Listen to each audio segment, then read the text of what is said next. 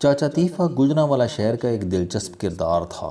وہ خوبصورت اور خوش لباس تھا، اچھا کھاتا، اچھا پیتا اور اچھا رہتا تھا۔ ہمیشہ تلے والا کھسا اور بوسکی کی قمیض پہنتا تھا اور لٹھے کا لاچا باندھتا تھا۔ دہی اور پراٹھا چاچے طیفے کا ناشتہ ہوتا تھا اور وہ ہمیشہ شہر کے معززین میں بیٹھتا تھا۔ لیکن چاچے نے اس سارے تام جھام اور شبشبا کے باوجود پوری زندگی تنکا دورہ نہیں کیا۔ والدین نے اسے اسکول میں داخل کرایا، مگر چاچا دوسری تیسری جماعت سے آگے نہ جا سکا۔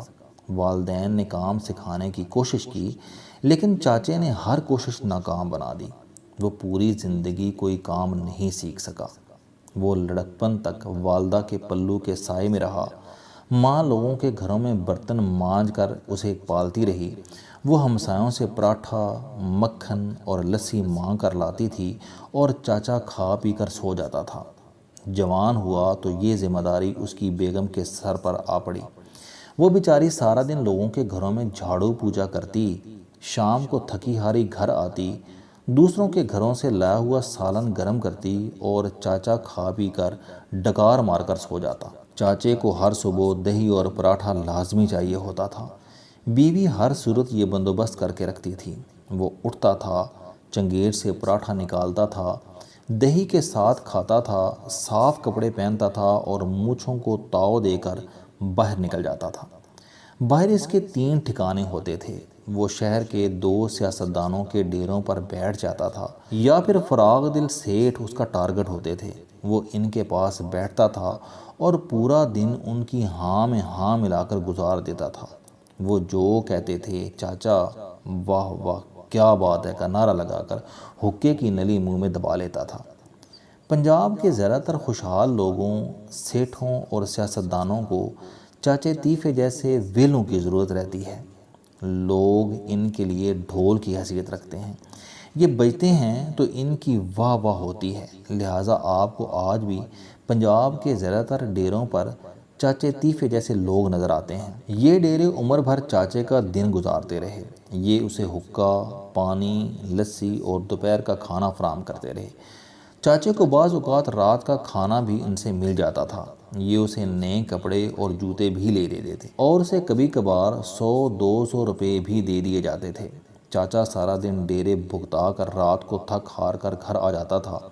بیوی نے صاف ستھرا بستر بچھایا ہوتا تھا۔ وہ بستر پر گر کر خراٹے لینے لگتا تھا اور وہ اگر کبھی بھوکا ہوتا تھا تو گھر کے دروازے پر کھڑا ہو کر بیوی سے پوچھ لیتا تھا، سگرا آج تم کیا لائی ہو؟ بیوی ڈرتے ڈرتے کھانے کے بارے میں بتاتی تھی اور اگر کھانا چاچے کی مرضی کا نہیں ہوتا تھا تو وہ چاچی کی ٹھیک ٹھاک ٹھکائی کر دیتا تھا۔ سزا کے اس عمل کے دوران چاچا بار بار یہ کہتا تھا کہ تمہیں ایسے کنجوس لوگوں کے گھروں میں کام کرنے کی کیا ضرورت ہے؟ یہ ہر دوسرے دن دال پکا لیتے ہیں، انہیں شرم ہی نہیں آتی۔ وہ چاچی کی ٹھکائی کے بعد وہی سبزی اور وہی دال کھاتا تھا اور بستر پر ڈھیر ہو جاتا تھا۔ صبح اٹھ کر معمول کے مطابق دہی اور پراٹھا پھڑکاتا تھا اور یہ دیکھے بغیر کہ اس کے بچوں کو ناشتہ نصیب ہوا یا نہیں، وہ بوسکی کی قمیض پہن کر باہر نکل جاتا تھا۔ چاچے نے پوری زندگی یہ معمول جاری رکھا۔ بیوی بیمار ہوئی یا کوئی بچہ، محلے والے پیسے جوڑ کر اس کا علاج کرا دیتے تھے۔ بچیوں کی شادیاں عزیز رشتہ داروں نے کرا دیں۔ بچے کام کی عمر کو پہنچے تو وہ ورکشاپوں میں دھندا کر کے چاچے کے دہی پراٹھے کا بندوبست کرتے رہے، اور وہ اگر خود کبھی بیمار ہو گیا تو کسی ڈیرے دار، کسی سیٹھ نے دوا دارو کر دیا۔ چاچا ایک بھرپور زندگی گزار کر خالق حقیقی سے جا ملا۔ مرنے کے بعد بھی اہل محلہ نے پیسے جمع کیے، کفن دفن کا بندوبست کیا، بچوں نے مانگ تانگ کر سوئم اور 40واں کر دیا۔ ایک سیٹھ نے چاچے کی قبر پکی کرا دی اور یوں چاچا طیفہ، چاچا مرحوم اور اللہ بخشے چاچا طیفہ ہو گیا۔ چاچا طیفہ پاکستان کا صرف ایک کردار نہیں۔ آپ اپنے دائیں بائیں نظر دوڑائیں، آپ کو ایسے بے شمار چاچے طیفے مل جائیں گے۔ آپ کے خاندان کے اندر بھی ایسے لوگ ہوں گے۔ لوگ پوری عمر تنکا دورہ نہیں کرتے، لیکن یہ اس کے باوجود ایک شاندار اور بھرپور زندگی گزارتے ہیں۔ پنجابی میں ایسے لوگوں کو مفت بر کہا جاتا ہے۔ مفت بروں کی معیشت کے 4 سورس ہوتے ہیں: رشتہ دار، ادھار، ڈیرے اور بول بچن۔ یہ لوگ پوری زندگی عزیزوں اور رشتہ داروں کے ٹکڑے توڑتے ہیں، شروع میں والدین کی کمائی پر پلتے ہیں، پھر کوئی بھائی بہن یا کزن ان کی ذمہ داری اٹھا لیتا ہے، کوئی نہ کوئی رشتہ دار ترس کھا کر انہیں رشتہ بھی دے دیتا ہے، اور پھر یہ لوگ اسکائی لیب کی طرح بیوی کے بھائیوں کے سر پر آ گرتے ہیں۔ یہ ان کی بیوی اور بچے سالوں کی کمائی پر پڑتے رہتے ہیں۔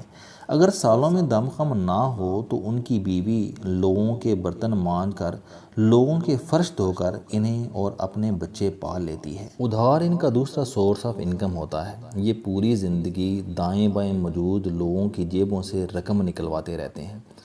یہ جس سے ملتے ہیں ایمرجنسی تخلیق کر کے اس سے 2-4 ہزار روپے نکلوا لیتے ہیں اور وہ دن مزے سے گزار لیتے ہیں۔ ڈیرے بھی ان کا سورس آف انکم ہوتے ہیں۔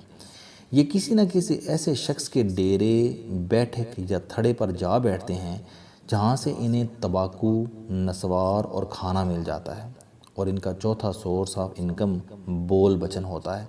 یہ چرب زبانی کے استاد ہوتے ہیں۔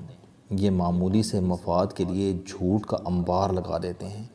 جھوٹ ان کی فیکٹری، ان کی دکان ہوتے ہیں۔ یہ پوری زندگی زبان کی کمائی کھاتے ہیں۔ میں اکثر اپنے دوستوں سے عرض کرتا ہوں کہ ہمارے ملک میں 3 سہولتیں ہر شخص کو حاصل ہیں۔ یہ دنیا کا واحد ملک ہے جس میں ہر شخص کی شادی ہو جاتی ہے۔ آپ کو سڑک پر ایسے درجنوں فقیر ملیں گے جن کے پیچھے ان کی بیوی بھی کھڑی ہوتی ہے اور 3-4 بچے بھی۔ یہ سہولت دنیا میں کسی دوسرے ملک کے باسیوں کو حاصل نہیں۔ 2، ہمارے ملک میں کوئی بھی شخص دن کا دورہ کیے بغیر شاندار زندگی گزار سکتا ہے۔ ہمارا پورا ملک ایسے مفت بروں سے بھرا ہوا ہے۔ اور 3، ہمارے ملک میں ہر شخص کو قبر نصیب ہو جاتی ہے۔ ہم لوگ اجنبی شخص کے لیے بھی کفن دفن کا بندوبست کر دیتے ہیں۔ باقی دنیا میں جو شخص افورڈ نہیں کر سکتا، حکومت اس کو اجتماعی قبر میں دفن کر دیتی ہے یا پھر اس کی لاش جلا کر راکھ فروخت کر دیتی ہے، اور یہ راکھ بعد ازاں دندان سازی میں استعمال ہوتی ہے۔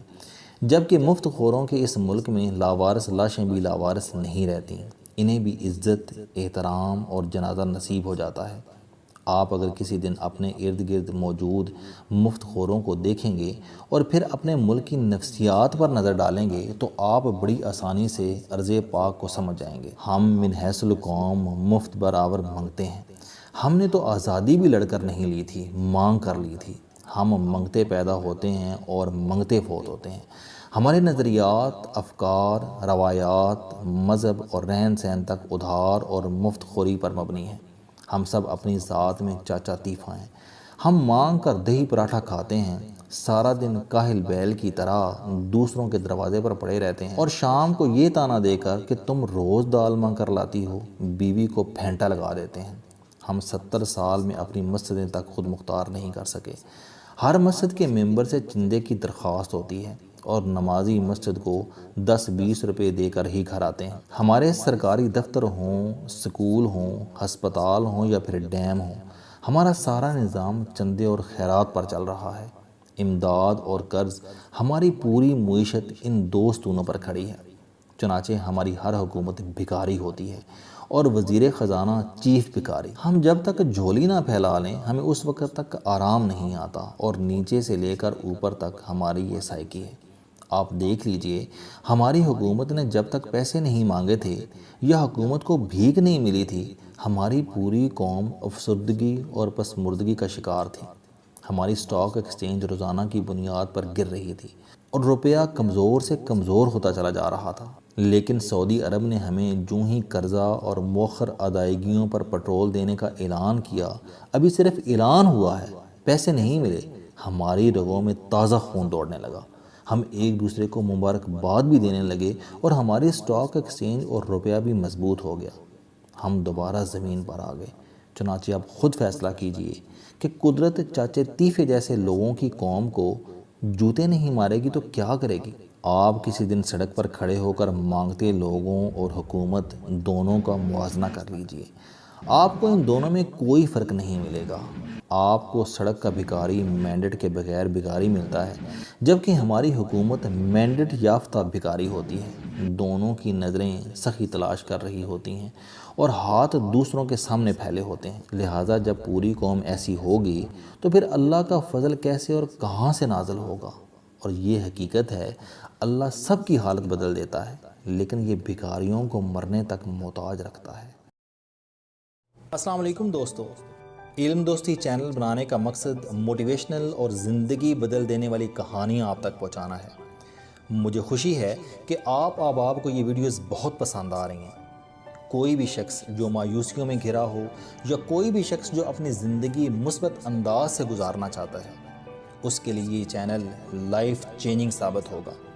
میرا دعویٰ ہے کہ کوئی بھی شخص اگر اس چینل کی ویڈیوز دیکھ اور سن لے گا تو اس کی زندگی بدل جائے گی۔ اگر آپ کو یہ چینل پسند آئے تو اسے سبسکرائب کرنا نہ بھولیں تاکہ ہر نئی آنے والی ویڈیو آپ تک پہنچ سکے۔ اس ویڈیو کو دوسروں تک ضرور پہنچائیں کیونکہ یہ صدقہ جاریہ ہے۔